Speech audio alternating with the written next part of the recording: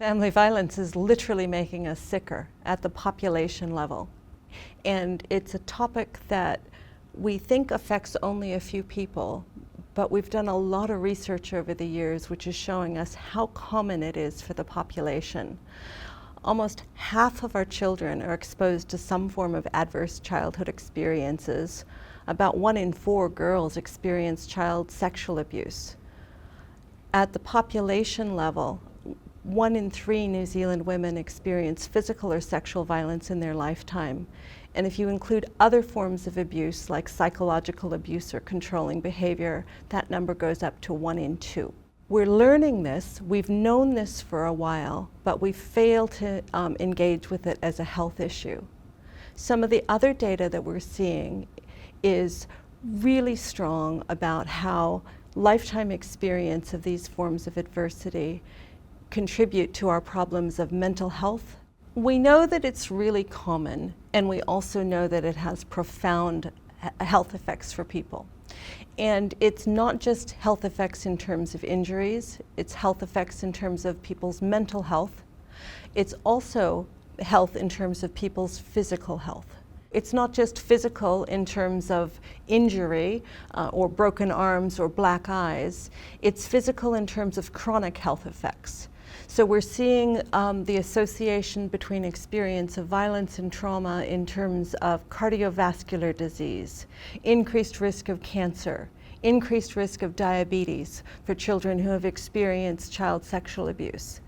So it's across the board in terms of health consequences that we spend a lot of money on, and we need to treat the effects of it, but we also need to identify and respond to the underlying cause. The connection between experience of violence and chronic health effects may not seem obvious initially, but the research is really clear about the pathways by which this happens. So it may be about disrupted neurodevelopment for children. It is definitely about the disruption to social systems.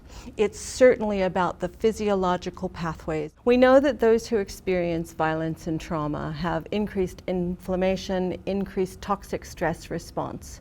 People respond to that in ways to try and reduce that stress. So they may smoke more, they may drink more, they may eat more, they may eat less. All of those high-risk behaviors that we screen for routinely in health situations may be their responses to trauma. And if we only stop at screening for what's a symptom, we don't address the underlying cause. And we don't put people on a pathway where we can really help them with the underlying cause. Men do experience violence, but we know that the patterns that they experience are really different. So they're far more likely to experience violence by other men who aren't part of their families. If they experience violence in intimate relationships, the patterns are very different. So they tend not to experience violence in a way that creates fear. If they do experience violence that creates those things, creates fear and is severe, of course they need a serious health response as well. And we need to be equipped and make sure our health services are equipped to address that. So internationally, people have been working with this knowledge for over 2 decades, and they have really worked to transform their health systems in terms of making sure they're doing routine inquiry about people's experience of violence and trauma as children, as adults, because that means that they can transform their response in terms of addressing the long-term health effects, making sure people are on other pathways to healing, access to other support services that they need to. In New Zealand, we've built our own version of this system, the Violence Intervention Program, which should be one of the world-leading programs in the area, and the infrastructure is great, but we are failing at getting this listed as a priority and people really spending the time and putting the emphasis that they need to putting this into practice. We need to take this seriously if we're serious about the health of the nation. Violence is a health issue. At the population level, 55% of women experience some form of intimate partner violence in their lifetime. Those who experience intimate partner violence are at almost 3 times the risk of having a diagnosed mental health problem like depression or anxiety. And they're at 1.5 times the risk of experiencing a chronic physical health condition like cancer, like heart disease, compared to the other women. We also know that health risks increase as women's exposure to intimate partner violence increases.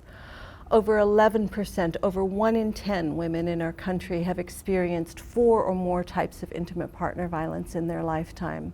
And we know those women are at 4 times the likelihood of having diagnosed mental health problems like depression or anxiety. And they're at double the risk of having chronic physical health problems like heart disease, like cancer. We need to do something about this. It is in our health systems, but we're not seeing it and we're not responding. We need to do better. If we're willing to step up and take violence seriously as a health issue, we could get a catalytic change in the overall burden of health for the country. If we want to take violence seriously as a health issue, let's do it. Let's change the story.